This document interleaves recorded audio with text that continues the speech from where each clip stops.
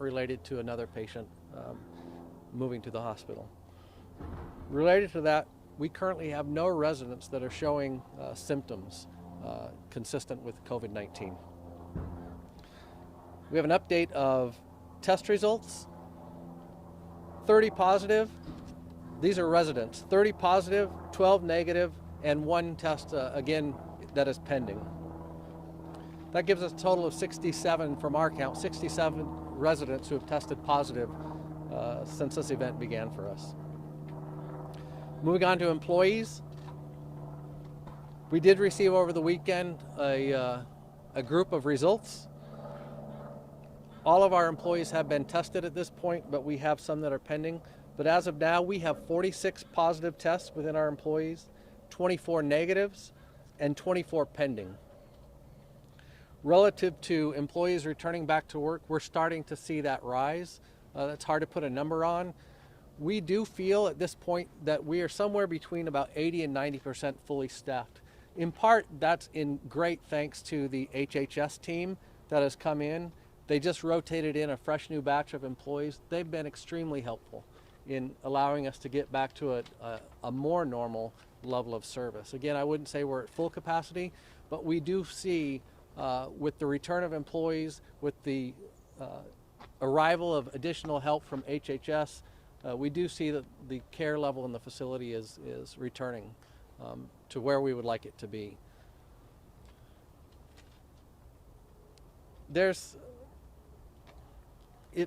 I don't have any questions that I'm going to answer from Friday. The one issue we would like to stress, I think, today is we are starting to have real concern about the availability of personal protective equipment. Our suppliers tell us we're within potentially 2 weeks of not being able to receive new supplies from them. There's been, as we understand it, less supplies are coming from China. Some supplies are still stuck on boats, but they're telling us that within about a 2-week period, that may start to be a critical issue for us here and for the rest of the nursing homes across the country and healthcare workers across the country. So if we could make an appeal to start having this discussion to make sure that we continue to receive the medical equipment we need to be able to treat our patients. And I'll open it up for questions. Can you, families have told us that someone was able to get in the facility and somehow, without permission, go into potentially rooms of patients. Can you speak to that? What happened there? I don't have specific knowledge of that incident. You don't know that anyone walked in holding, I think, a bag of food or something to try to get it to the different, I don't know what she was doing. I've heard that report, but I haven't been able to verify it yet. Again, there are not locks on our doors. We are denying visitors, but at this point, we still haven't put locks on the doors. Why not?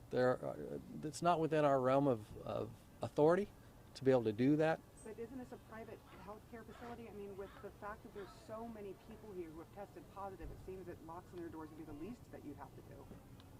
Sure. And again, our understanding is we don't have that authority to do, but we are stopping actively.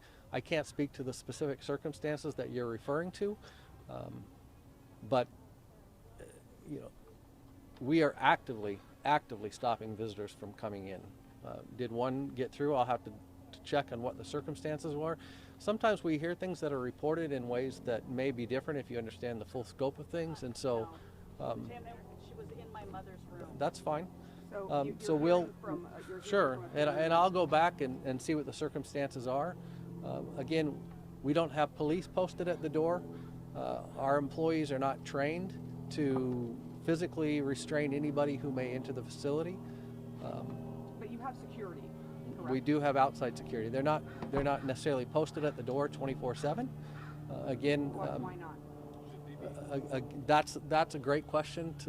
For example, I know the Ombuds from the Washington Long-Term Care will be speaking after us and speaking about the ability we have to physically restrain people, but at this point, we don't have staff who are trained to physically restrain people. That's beyond the scope of what our staff is. But you have security. I guess my question is, if you have security, why not pay them 24/7 to have people here to make sure? Because these people could go in there and they could come out in the community and infect other people. It's a dangerous situation, right? Sure, absolutely. And let me just say, part of why I'm holding these briefings is because we do have the eyes and ears of the rest of the country and the authorities above us being able to ask for certain authority, ask for certain help that we may need.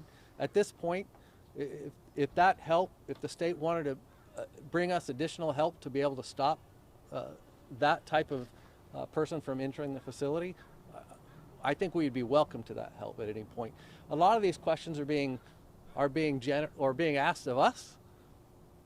One facility within this town of Kirkland, Washington, with limited authority on what we can actually do in this regard. So if you want to up those questions up the chain where I think they are probably better focused, why don't we have police or other additional help from the state to safeguard a facility such as this? That's a question that, again, I will say is beyond the scope of authority that we feel we have, the training that our employees have. Our nurses and administrators are busy working on other things, and we could use additional help in that regard. And so that's a conversation that I think we can continue to have, and I'm hopeful that you all, instead of just asking me, are also asking up the chain of authority what kind of support the state could be providing in that regard. Have you asked authorities? Has Life Care Center said, hey, you guys, we need security, we need help? I can't specifically speak to that conversation. I'll ask. I'm confused because on Friday you said that visitors are allowed, that family members can come in if they take their right precautions, and then now you flipped it around saying you're not accepting visitors. What's happening? There's a line there. I keep trying to it's funny because we get questions on one side, why aren't you letting families inside to visit their patients? And we get a barrage of questions on that. On the other side, we get, why are you not stopping everybody from entering? We're following the guidelines to the best of our understanding. And again, we're following the guidelines to the best of the staffing capability we have. What is your understanding of what the state is requiring? As I understand, the long-term care ombuds is going to be speaking directly after me, and perhaps she can speak to that as well, what's happening on the state level to help provide support. Doing here, though. I mean, you're speaking on behalf of this. Again, clarify your question. Sure. My question is, what is your understanding of what the state law is right now on allowing visitors into a facility with patients with COVID-19? Our understanding is we are to stop everybody, right? But again, there's one thing to set a policy, and there's another thing to have the capability to actually do it within a facility. That patients still have rights, families still have rights. It's a balance. So I can tell you that the number of visitors over the past week has been severely limited. I can't speak to this one incident. I didn't see it. I don't know all the details. I will try and get further details about that for our next briefing. But again, instead of focusing this question just on one facility, this is a larger question for all visitors to all nursing homes throughout the state and throughout the country. So if we're telling you that we feel like we have limited authority to fully implement that policy change, that would suggest that there need to be other conversations that happen up the chain from us relative to the state. Can you talk about the equipment? You just said that you don't, is it the equipment or is it the suits or the masks? What is it that you're lacking that you would like to have help with from HHS? Currently we have personal protective equipment that we need, but we feel that within a 2-week time frame we may see limitations, and our suppliers are telling us that they may be seeing limitations in their ability to fulfill orders that we place. So today we still have the equipment we need. We're putting this message out in order to start the conversation so that we don't hit that point 2 weeks from now that we're struggling to find the equipment we need to take care of the patients. When was it first noticed there was a respiratory infection going around? So we can go back through the timeline. Early in February, we started noticing some respiratory illnesses within some patients. That, in our mind, didn't cross a level of threshold until about the 26th was the first date we reported to health authorities within the state. So that we did put up signs earlier in February stating there is respiratory illness within the facility, but there's a level at which it has to reach for us before we report that back to state authorities, and that was the 26th. When were the signs put up? My understanding was approximately February 10th, but you have to understand that this is a relatively common thing to do within a facility such as this. This is not putting up a sign that says there's a respiratory illness within the facility likely happens every year around this time. Tim, I asked you on Friday about the 26th report, and you didn't have a copy of it. Is there any update on that? So,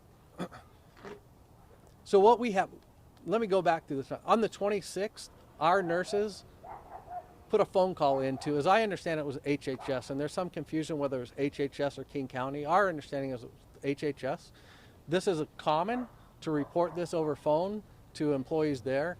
We ended up leaving a voicemail on the 26th. On the 27th, we called back twice, left another voicemail, received a message from a receptionist that the message had been received on the 27th. So that's the records we have showing what we did then. On Friday, you said you only thought it was DOH that had been reported to. Do you know any other agencies or every single agency that made a phone call to? I understand it would be between DOH and King County Public Health as well. And also HHS? Probably not HHS at that point.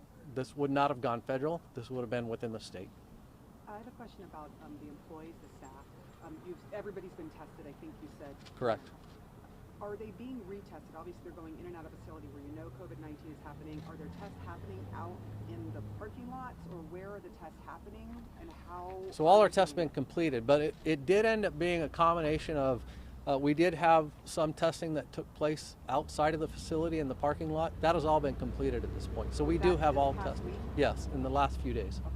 So there was some testing outside in the parking lot. Correct. How are you going to deal with that, with them going back and forth? Are tests continuing on the staff as well? We're following the guidelines that we're receiving from various agencies telling us when can our employees come back. There's a guideline.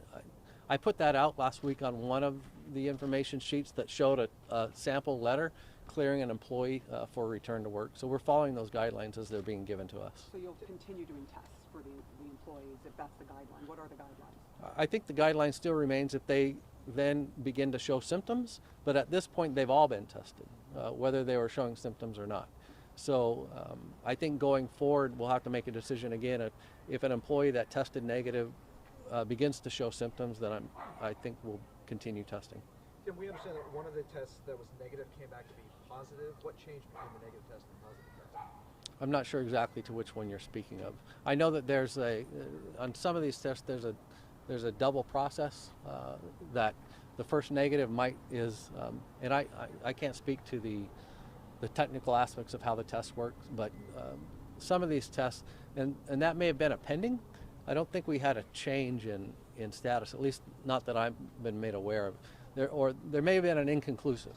So what I understand from some of those inconclusives is the first half of the test may have come back negative, but they had to wait until the second portion of the test came back to fully understand. And we've had a couple, I think, within those that were retested within employees, and those are partly part of what's in the pending left to give us results. Getting back to the private security was posted after this outbreak. Why are they here? Where are they supposed to keep out? I can't speak to their exact directive. I'll try and get, again, if this is bleeding into the other question,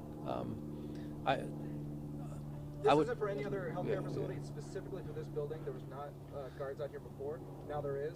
Why are they here? I could speculate. I think it would probably be an obvious move for any facility such as this, given this level of attention going on. I don't have what their written duties are specifically, but I'm confident that they're here to help oversee what's happening in this parking lot. But I don't have a specific Life Care document. Center, are they paying? I mean, are they the ones paying for this? I mean, you talked Yes. about the state and Yeah. that sort of. These are hired by our facility. They're hired by facility. So I guess my question is, why not hire them 24/7? Just because like you said, this has now become a place where people may show up and. Again, I guess I'm going to push back and say you keep asking these questions as though these are our decisions solely to make. But these decisions need to be made in context of government agencies, oversight agencies. There are rights that patients have, there are rights that families have. This is a balance for us, and we've been waiting for guidance to come down. We feel like we're getting that guidance, so if you ask me, shouldn't XYZ happen, I can have a personal opinion on that, but some of these things need to be made in context of a joint decision with government agencies, and we are not the government oversight agency, all right? We're the care provider. Don't you have CDC and HHS on site now? We currently do not have assisting. CDC on site. CDC is not on site, or they are on site? Currently, they are not on site. But you have had at least 3 doctors here on site from Correct. CDC But overseeing. no, so we've had various doctors come and go. But again, it depends on what you're asking me. So let's back down and let's see what we have HHS employees who are doctors, nurses, and nurses assistants here. They are not going to be posted at a door stopping visitors. Correct, but they will be reporting to the magic they that are setting all these guidelines. And Sure. why is it when you are ground central for the entire country, the greatest amount of infections, the greatest amount of deaths, the greatest amount both on patients and employees that have been affected, you're telling us to ask other people the questions when the government is here on site, have been, and you're deflecting? No, I'm not deflecting. What I'm saying is I'm hoping we can use this venue to help amplify those questions that, yes, we are asking, but have not received clear directive from, have not received the type of response you're asking for, right? So, yes, we're having these conversations, but again, we're not the final authority in this. I mean, there are much bigger agencies that oversee long-term care within the state, within the country, right? So if to the degree that we can reflect your question and amplify it out through the media here, that's what I'm hoping that this briefing can help us do. Well, how about patient rights then? Because my father's here and we have made an effort for him to coordinate care with an outside doctor, and your medical director here has blocked our effort to have a doctor come in and provide a specialist come in and provide my father with an intravenous IV vitamin C bag, which has, I have research here. We have this gentleman right here who had COVID-19, and the treatment in Swedish hospital here was specifically intravenous IV vitamin C. Your director of nursing came out and told me that your medical director said that that was not a proven therapy, that it was a homeopathic therapy, and that it's not FDA approved. And I've got research in my hand right now coming out of studies in China with Dr. Chang, with the orthomolecular news group here, talking about these studies are going on, these treatments are happening, they're happening in the hospitals here. Why is it that your medical director can deny my father access to that when he is a positive patient here? And not only that, but your executive director has not called me. Dr. Kumar has refused to call me. I was shut down. They went and closed the blinds to my father's room and blocked me access to my father after I came and asked for answers and kept pushing on Saturday afternoon for someone who they confirmed was on site. Your executive director was here on site. Mm-hmm. Your corporate team is here on site. Your owner, Todd, who keeps coming out from the building, coming out from active infection and he's literally on news cameras, walking and policing us, making direct contact with family members that are outside this building trying to avoid contact.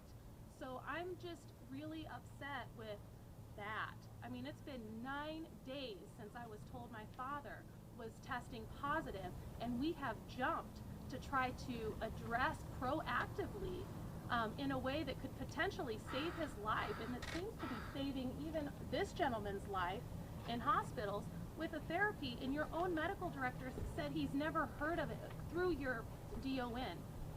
Gave me the message that this is a therapy that they've never heard of and that he's not going to support. So my father does have patient rights. He does have the right to choose his doctors, even being in this facility. He does have the right to choose what therapies he wants to use, whether they're IVC, whether they're naturopathic therapies, whether they're conventional supportive therapies, whether it's just a saline bag. You know? Sure. He has the right to choose that. So I want to know what gives your medical director the right to block that? You're asking me to speak to specific treatment protocols with an individual patient that I'm completely unaware of, but I can go back and speak. I understand. A specialist on the phone. Fine. With your DON. But I can't now speak to. But you are representing the corporate Sure, but I team. can't now speak to medical treatment of an individual I'm not asking patient. you to do that. Okay, what I'm asking you to do is tell me why your corporate staff. So I can help arrange for further discussion with you and staff on site, but I can't speak for HIPAA reasons, for clear reasons. I cannot. I'm unaware. I'm unaware of any refusal to coordinate that care, but I can speak to that.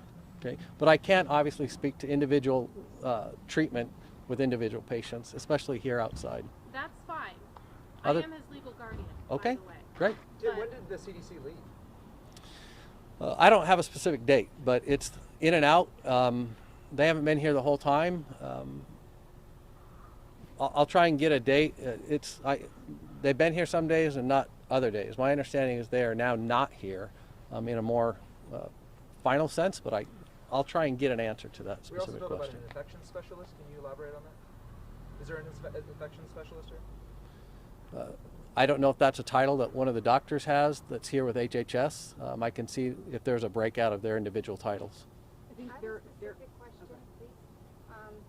Dr. Kumar is listed as the attending physician for my mother, and what I hear is that he's sick too. Is that true? That he's That he's out sick too? I can't speak to I can't speak to employees by name, I can't speak to doctors by name, I can't speak to treatments by name. So all of these questions relative to treatment, none of that can happen out here in public in front of the media. Okay, specific question. But we can and will continue to coordinate those questions to be asked where you're going to get the most So what help. I heard is No that one's there responding. were some suspicions on the 26th. The 26th, and there were some conversations to pursue some help, outside help, for what may have been happening inside the doors here on the 26th. My mother checked in at 3 o'clock on the 26th as a brand new patient. We knew nothing, but I will tell you that walking in the doorway, I had some help to wheel her in. All I was hoping was that it would be a pleasant experience checking in because she didn't want to be here. In the hallway, we had to wait for a deathly ill man who was in a wheelchair with his eyes closed, had an aide in front, an aide in back, and they were doing physical therapy in the hallway. I was shocked at how sick this man was. They were gowned, they were gloved, they were masked.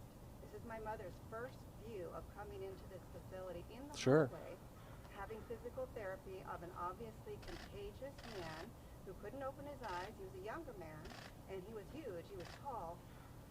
The first aide would make him get out of the chair and stand and tell him to take a step, and he could only take one step before he fell back into the person behind who was walking with the chair behind. That was a physical therapy of a contagious man in a hallway. The first thing my mother saw when we checked in on the 26th. Is it possible that you would have told your staff while you're making these phone calls, no contagious ailments in the hallway, no confined to rooms, at least do that so that the people coming in as brand new patients, you know. Sure, first again, I can't speak to the patient that you're referring to. I don't know exactly. But the question, I guess, is more specific. If you're making these phone calls about some respiratory outbreak on the 26th, would you have instructed your staff to cease Yes. physical therapy in the hallway if Well, someone who had his gowned mask and everyone touching him was in full gear? I can't speak to an individual patient and what that patient may or may have needed. Normal protocol, yes, there was an increased level of protection that was going on within the facility, and you may have seen that. You may have seen a naturally increased level of protection by the nurses, which may not necessarily have said that that patient is infectious. We did, as I said, on the 26th, report that back, and we did start to follow those protocols that we received. The test results from the 29th for both an employee and a resident. When were those tests completed? Like, when were they sent in? The test result on the 29th was of a patient that was in the hospital. So I don't know when the hospital tested them. That patient left our facility on the 24th. Again, one of the questions we have is we had a patient leave on the 19th. We didn't receive those results for another, I think it's 11 or 12 days. We have the same, they were in the hospital for that length of time. Why didn't the hospital test them sooner? I mean, there's lots of questions on the timeline here. All I can tell you is what we know, what we received, and what we did at the time with the information we had. can you explain why so many of the employees have tested positive if they are so versed in infection control? Because we're living with an unprecedented viral outbreak that we had no experience with. We used the guidance that we had. We didn't receive additional guidance that was different than the guidance that we already knew. Even upon reporting that respiratory outbreak, there was not some different level of guidance that we received immediately from government agencies. So But you don't need I guidance. can't speak to why the virus interacted differently than what we're used to seeing normally. So those are questions that, of course, we need to have answered so that healthcare workers across the country can better prepare for dealing with this within their facilities. But Do you you don't think need what guidance. you're doing here is going to be seen obviously across the United States? And this is really ground zero for the number of cases where people have died. Sure. What kind of example do you think that is being set here? Look, again, we're doing this briefing because we're hopeful that some element of our experience can inform the larger discussion, can inform actions to be taken within other facilities. We can look back in 2020 and say, did you do that? Or could we have? We're trying to be as transparent as we can, that we did what we thought we should be doing at the time that we did it. Are you aware that you have nurses coming out of actively positive patients' rooms that are then that have been in there for weeks, that are then moving into the kitchen to prepare foods for the rest of this community who are not even positive? I mean, how many non-positive people do you have listed here since you tested last week? And you've got nurses that potentially have tested positive, 4 of which on Saturday after this parking lot thing confirmed that it is not true that they were tested and that they haven't been tested. They straight up said that was a lie. And so, and some of those nurses are telling me that they were moved into the kitchen to prepare food. Okay, you're asking questions that I can't speak to directly. No, I but you will. can speak to the reason why your executive staff is not returning my calls for 9 days to try and coordinate care. Not your director or not your... It is not our understanding that families are not receiving callbacks after 9 days at this point. I will verify why that may or may not have been the case. I will put you in direct contact with them today.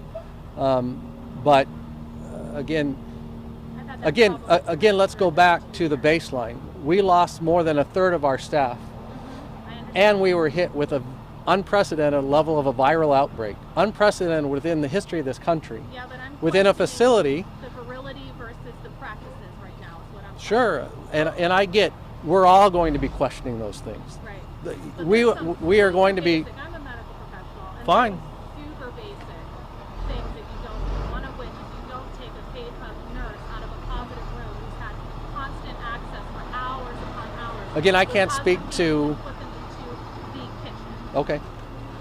That's not our understanding of how things are happening within our facility. You're speaking to some examples that don't fit what our understanding of what is going on within the facility. Currently, but I think some of this, I mean, we're concerned. I understand. We're concerned as well. But Just so you know, I mean, we have. Saturday night I had another family who avoids media back in the back when I was trying to get access to my dad, who came through very upset because they have been calling for 8 days and couldn't get a response or an update on their mother, and the windows were closed.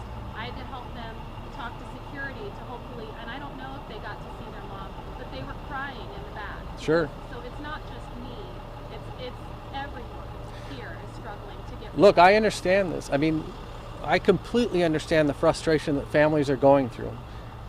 Again, we're not apart from this. We're a part of what's happening. Our own employees, the administrators you speak to, have been inside this facility working long days, putting themselves at risk I for. understand. Your owner told me that one of your employees got kicked out of their shared housing and was homeless. Okay, again, you're speaking. I hear you speaking to lots of examples of things that I don't have direct knowledge of. Okay. And so my job here is not to answer each, for example, medical decision made by staff on site. And I can't speak to that. I can speak to what we are trying to do. I can speak to the context of what's happening within this facility. I can speak to what our ongoing needs are. This is the context of what's happening in your facility. Sure. And there are places where those conversations might be better had. Where? Because I've been trying to call and have them. Great. I'll help set you up. Thank you. Tim, if there was suspicions enough on the 26th to call state and county health, why at 3 o'clock in the afternoon were new patients still being admitted? Because the suspicions were respiratory illness outbreak. Those were not calls made outside of our normal protocol. That was our normal protocol. So we did not suspect on the 26th that we had coronavirus. We didn't know that until the 29th. We suspected that we had we knew we had pneumonia. We suspected that we had other respiratory illnesses going on. That's why we report. And why we report is to receive additional support back from government agencies. As I've said, it wasn't until the 29th that we then received an additional positive. We did not receive any additional guidance or help from the various agencies prior to that time either. Would the facility have an obligation Thank to you, guys. share if there was a respiratory ailment of any kind in the building? There were signs up since, Not on the 26th. Those yes, went up yes, there were. The signs went up early in I wouldn't have February. stepped in, or I wouldn't have dropped my mother here. Okay. Every nursing home in the state and in the country experiences respiratory illnesses at this time of year. This is not an I uncommon. understand, but I was here 3 times. I entered the facility 3 times on the 27th to go get my mom things, to have a orientation meeting. There were no signs on the 26th. There were no signs on the 27th. I sent my daughter on the 28th to check out the facility for me. She's a nurse.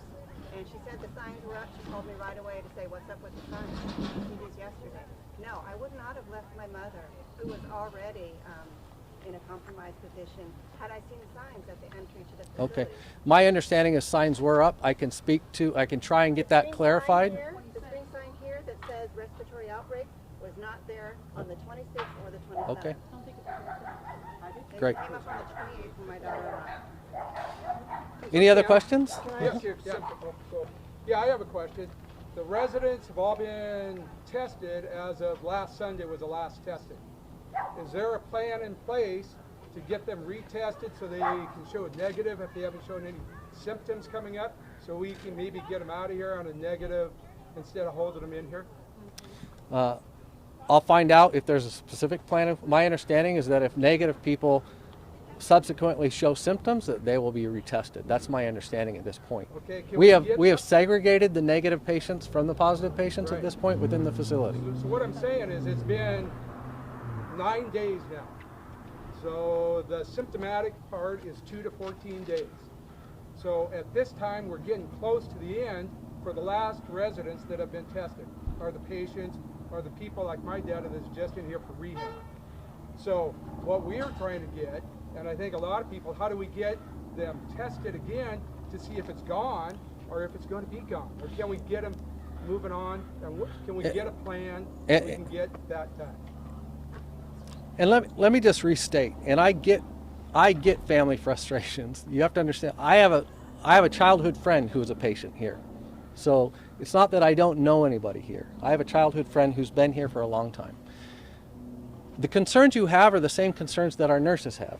They're the same concerns that our administrators have, right? If you have seen less of them, it's because they have been in an unprecedented situation, trying to respond the best they can. As I said, we're starting to see levels of staffing get back to a level of normality. That's been helpful.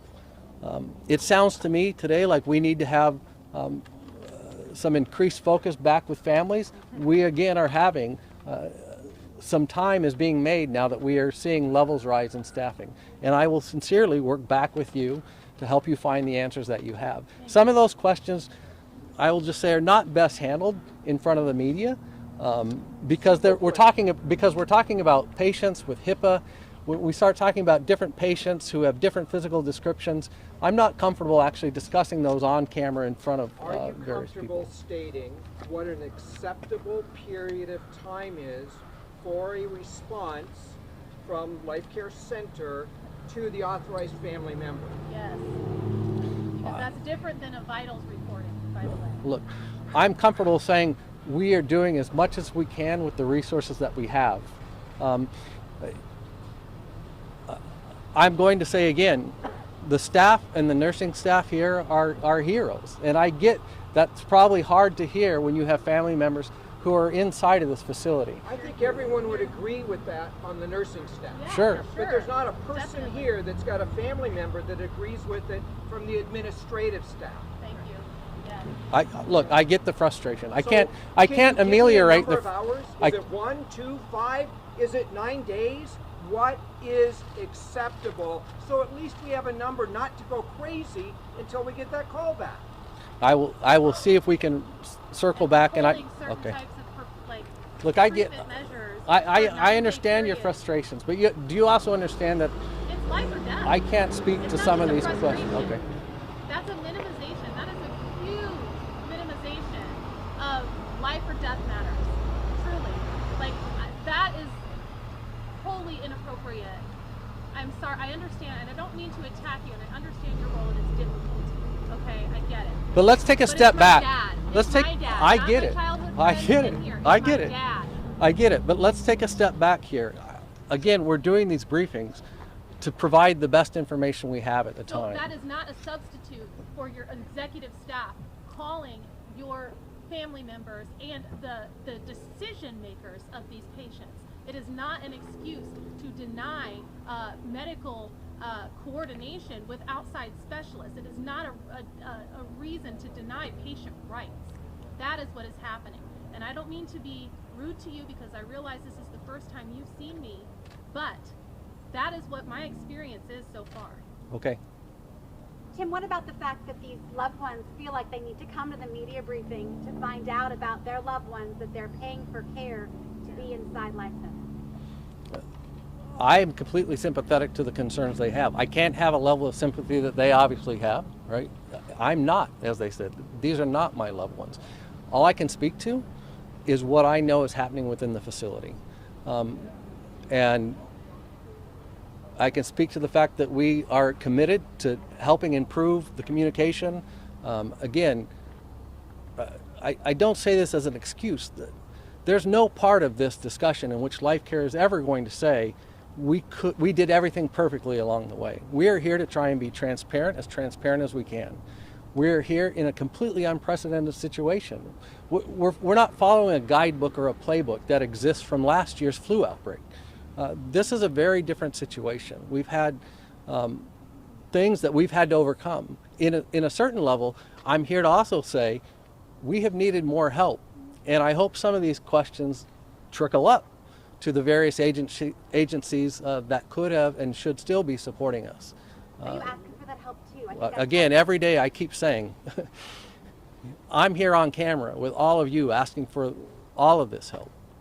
Today we raised the issue of PPEs, okay? That is a concern that we see on our radar. I'm here asking that we elevate that conversation, and you have the ability to help us do that. So I'll take one more question, and that's going to be it.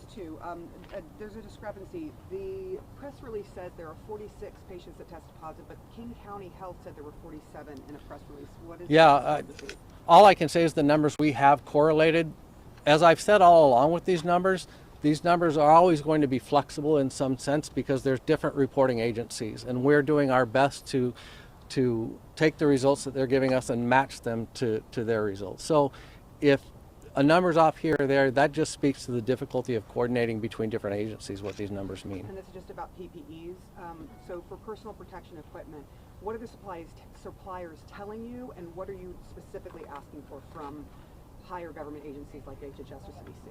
I'm just saying let's make sure we're having that conversation, that we don't within 2 weeks hit a point that gear that we need to help protect our patients and our staff is unavailable to us. So we're in conversations with our suppliers, and our suppliers are the ones telling us that they see in the near future that they may have trouble fulfilling the orders. Tim, your piece of paper said there'll be additional press briefings Wednesday and Friday. So right now I think Wednesday is our next. As always, if something else emerges that I need to share with you, I'll either call another briefing or send it out on the list. We'd like a Thank reaction you. to the question about the person going into a room, the church member Sure, hugging somebody, so that'd be good. I will ask about that. Thank you. Great, thank Good afternoon, everyone. My name is Patricia Hunter. I'm the State Long-Term Care Ombudsman based out of Federal Way. The Multi-Service Center operates the Long-Term Care Ombudsman program. First things first, I need to let you know that we are not part of state government. We're an independent advocacy program. We have state and federal mandates to help protect and promote resident rights. So I'm here today to try to answer your questions as best as possible. I have my attorney with me. Where is she? There she is. They're both in gray suits. Amy Freeman, who might be able to answer more of your technical legal questions. So just a couple points I want to make. You all have this printed press release. If you need a copy, we can certainly get your business card and email that to you. So first and foremost, we want to express our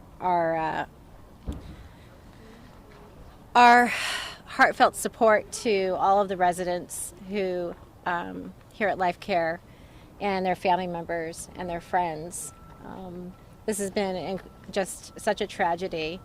We did have an ombudsman, a volunteer ombudsman, visiting this facility. He was in the week the announcement was made, and fortunately for Charlie, he has shown no signs or symptoms, and he quarantined himself for 14 days. Ombudsmen go into facilities on a weekly basis. Most of them are volunteers here in Washington State. They're certified through my office. We have 350 volunteers, and for now, I've relieved them all from their duties to visit because of the safety risks. Also, we want to be mindful that we want to protect the residents, and most of my volunteers are elderly. They're over the age of 60, so they themselves are in the group that is at highest risk. So what they're doing instead is they're doing virtual visits. We're asking all of the facilities to cooperate and collaborate with my office in giving us the names and contact numbers of family members so that we can reach out to them and provide answers to them. The sooner we get that information, the better. So we're going to deploy our ombudsman by phone and by email to see if we can offer support. We're also going to try to reach residents and offer them support as well, virtually. That's the best that we can do for now. We're also really mindful that we don't want to take valuable PPEs from the staff. They need masks, they need gloves, they need protection, and we don't want to take that supply from them. I wanted to point out something about the isolation and the impact of COVID on long-term care residents. Some facilities are refusing to readmit residents who are ready for discharge from hospitals. This leaves the residents with no place to go. It puts a burden on our hospitals during a time when hospitals must be protected from exceeding capacity. Immediate innovation is needed to address this problem. King County purchased a hotel to house COVID-19 patients. Similar measures are needed to address the specific needs of long-term care residents who are caught in a no man's land between hospitals and long-term care facilities. Yesterday, I received a message from one of our ombudsmen that a facility refused to take the resident back because the resident has dementia and or Alzheimer's disease and wanders, isn't able to stay in their room without one-on-one, and that's just not realistic at this time to expect a nursing home or care facility to provide that one-on-one guidance. So where does this resident go? The resident is stuck in the hospital. We need some solutions put into place so that we don't overrun our hospitals and we don't put the facility in a situation where they realistically cannot meet the person's care. I want to say one more thing. So while guidance at the federal, state, and local level continues to evolve daily, sometimes hourly, facilities and families must know that federal statutes still provide strong protections and resident rights. These laws require facilities to provide immediate access to residents by long-term care ombuds and family members. Federal authorities recognize that the term family member is not limited to individuals related to the resident by blood or law. Residents have the right to define their family. Federal statutes allow facilities to place reasonable clinical and safety restrictions on most visitors. However, no such restrictions apply to the long-term care ombudsman program, residents' family members, or representatives of the state. Yet, Repeat that? Sure. So federal statutes allow facilities to place reasonable clinical and safety restrictions on most visitors. Okay. However, no such restrictions apply to the long-term care ombudsman, residents' family members, or representatives of the state. Yet the Centers for Medicaid and Medicare Services is now allowing facilities to restrict visitation, specifically nursing homes, by long-term care ombuds and family members. These restrictions, however, do not apply to representatives of the state. So we know that the federal government is allowing for compassionate visitation. So that means End of life. end of life, and my attorney will explain a little bit further.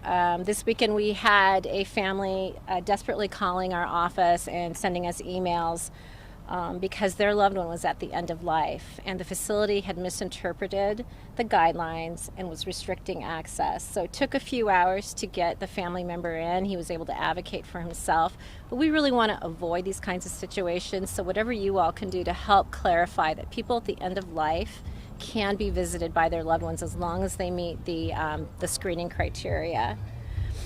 So I think that's all I'm going to say right now.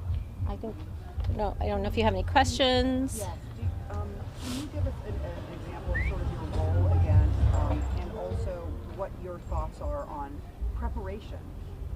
How nursing facilities, for example, have prepared, if hospitals are prepared for something that is obviously unprecedented, but Right. if there's some preparation. This is an emergency. It's one that, Right. potentially other countries have had to deal with, like H1N1 and Sure.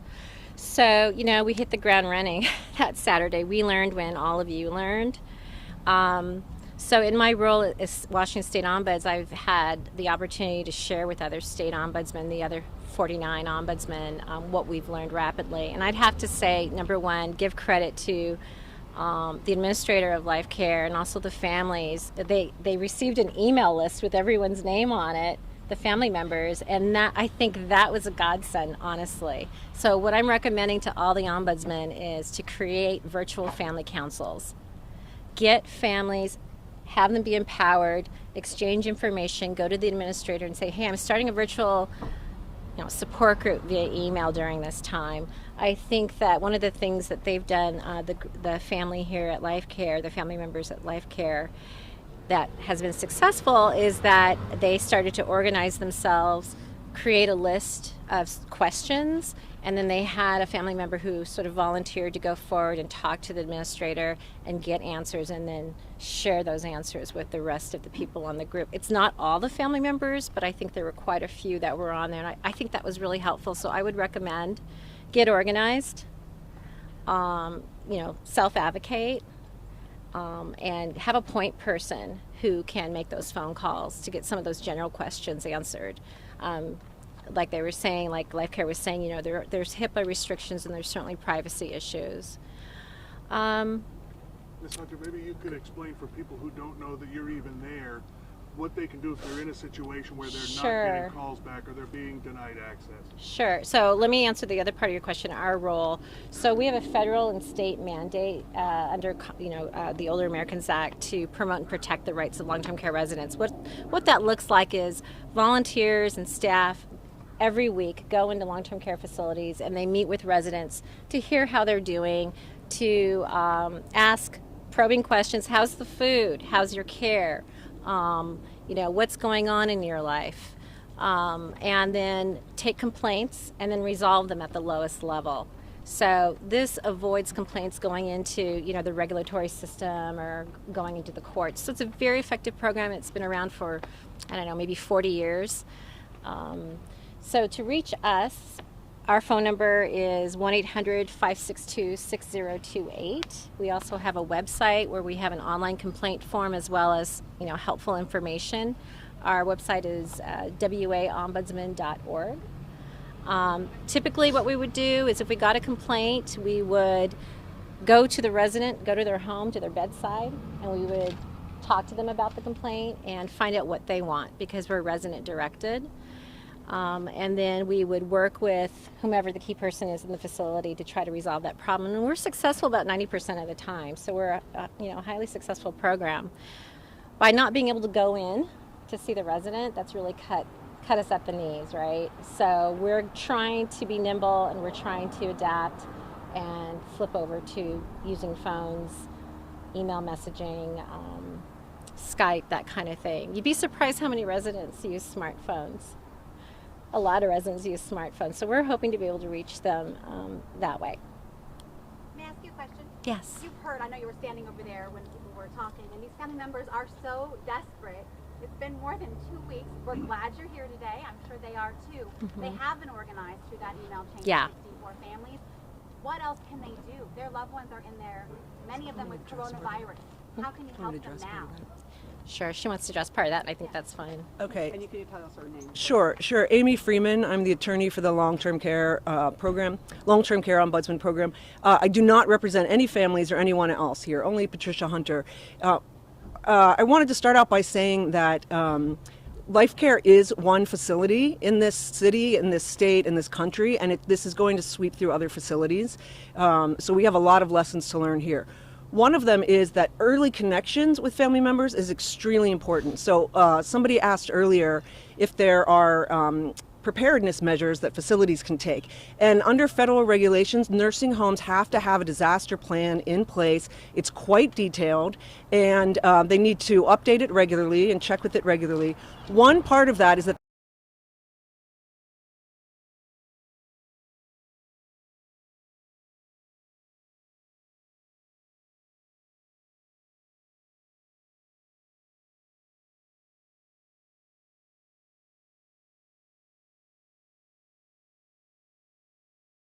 as soon as this broke, Patricia Hunter reached out to this facility and said, I request a list of all residents and all resident representatives. That was maybe within 48 hours of it breaking before federal guidance came down. It took us 1 week to get that information. Like 2 weeks. 2 weeks, yeah. It feels like maybe it's been a month. It took too long to get that. And so we want facilities to know that they need to check the law, they need to get with their attorneys and figure out that the state ombudsman program is not a friendly visitor program. It's authorized under federal law. Under HIPAA, it's considered a healthcare oversight agency. And so it took too long for the ombudsman program and the families here at Life Care to get together. The other thing that the Ombudsman program can offer, one of its federal and state mandates, is to organize what's called resident councils and family councils.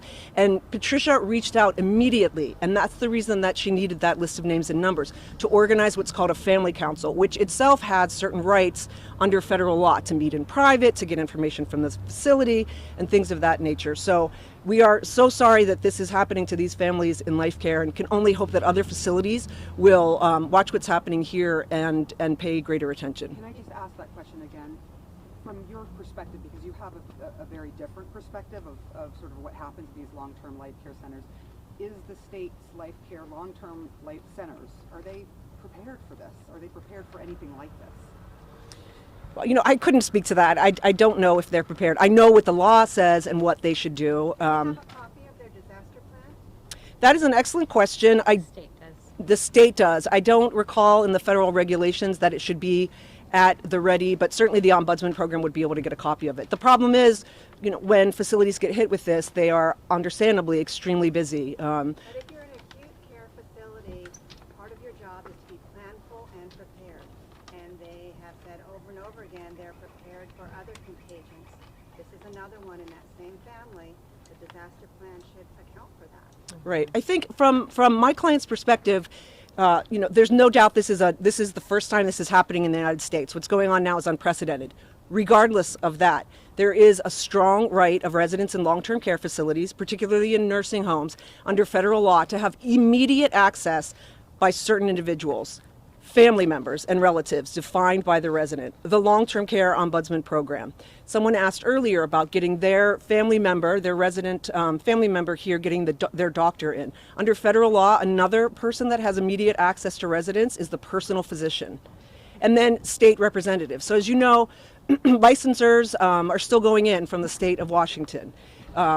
Staff are coming and going. And I don't mean to make light of the health and safety concerns that need to be followed, but there are federal statutes in place that protect resident rights to not be isolated like this. Can I ask another question? I don't know who would be appropriate for, but as a family, we've spent many, many, many hundreds of hours trying to call and get information. The politicians have erected firewalls that are impossible to get through. Just impossible. The state health department, when you call them, they're managed by volunteers. They're reading off a script to give answers. King County has 2 specialists, but they're basically there to hopefully overpromise and underdeliver and make us feel better and go away. Where can we go to get legitimate, current, accurate information and not spend hundreds of hours trying to get it? Right. So I am still willing to facilitate a town hall meeting without media between family members, Department of Public Health, and Life Care if everyone is willing to participate. You know, I think that, you know, in terms of preparation, we've all been prepared for earthquakes. We've all been prepared. We're even prepared for influenza and norovirus and C. diff. And frankly, you know, I think who can be prepared for this? We weren't. I wasn't. And so I'm giving advice to long-term care ombudsman programs across the state in terms of lessons learned. And one is communication right off the bat. Collect the name of the administrator and get their cell phone number, because you're not going to be able to get through to the switchboard. I know Life Care was overwhelmed by media, overwhelmed by families. There was just no way that they could prepare for that. So I offered early on a town hall meeting, a virtual town hall meeting, and I just think they weren't ready. They were, you know, putting out a lot of fires, but I'm still willing to offer that. From a family standpoint, I'll tell you, we'll take Yes, you sir. up on it right now. Yes, sir. From the resident standpoint and the family standpoint. Now, We're resident directed, so Can you get permission to have a gathering of more than 50 people, or will this have to be over Skype? I think we would do it over the phone, yeah. Okay. Yeah, we would do it over the phone. So, you know, you can't go into specific resident questions because of HIPAA laws, but I think you could get a lot of questions answered. So it's really, you know, it's really up to Life Care if they're willing to do that. I have connections of course, I have colleagues at King County, Seattle Public Health, and So does that inquiry go to Life Care by you, or does it go by Tim, who's still here? Who presents I would that to Life present it Care? to Tim, and Tim It's already would. been presented as well. It's already been presented. So Tim and I have never met, but I've been Life working with Care others. Is willing to participate in that? Great. That's great news. I think that's Make a it happen. positive first step. Yeah? Thank you. Okay. Any other questions? Despite there being, this is unprecedented, looking back at Life Care's response, do you think that they did everything that they should have done based on, again, never dealing with this before? Or is there anything in what they did that maybe you would have wish they had done differently? You know, I can't speak for Life Care. I wasn't in the building. Or maybe their response to families, or, you know, data collection? 2020, right? You know, I think that I've been in a lot of care facilities. I know how busy care facilities are just on a good day, honestly. What I've heard from their leadership was that they were absolutely overwhelmed, and I think we have to respect that. I think their concerns just getting staff in the building was overwhelming because suddenly they were out of staff, and we respect that. I think that I would recommend that, you know, like I said, I'm putting out there the message to all the state ombudsman program: engage the facilities now, get family members organized now before it hits West Virginia or Indiana. But literally every day, we've been working on this since that Saturday, and it's been very difficult to keep 2 steps ahead. And I'd like to add something to that.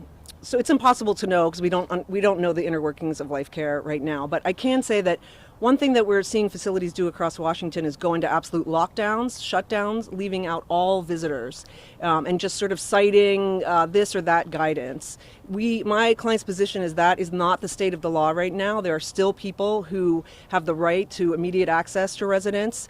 Of course, we respect screening measures for respiratory illness, signs and symptoms, but facilities across the state should spend less time going into absolute lockdown when they don't necessarily have people who may have COVID, and spend more time knowing what they need to do to prepare, which includes getting those lists of family members and residents and resident representatives ready, and being ready to interact with the Ombudsman program when they come along, because we could have been in touch with these families 2 weeks ago. Thank you very much for your time. Thank you. May I get a card? We need to get Yeah, sure. She has all my cards. Great. I know, there's too many electronics. Right, a week and a half. So we got something just before. Our staff is dwindling as well. Yeah. And you guys got her written statement. I need one. Okay, Thank great. you so much. Yeah. Appreciate it. Oh yeah, we'll probably Thanks a lot for be being emailing you, Patricia. I'm Sarah with CNN. I really want to shake your hand, but I know that There you go. but we get the statement.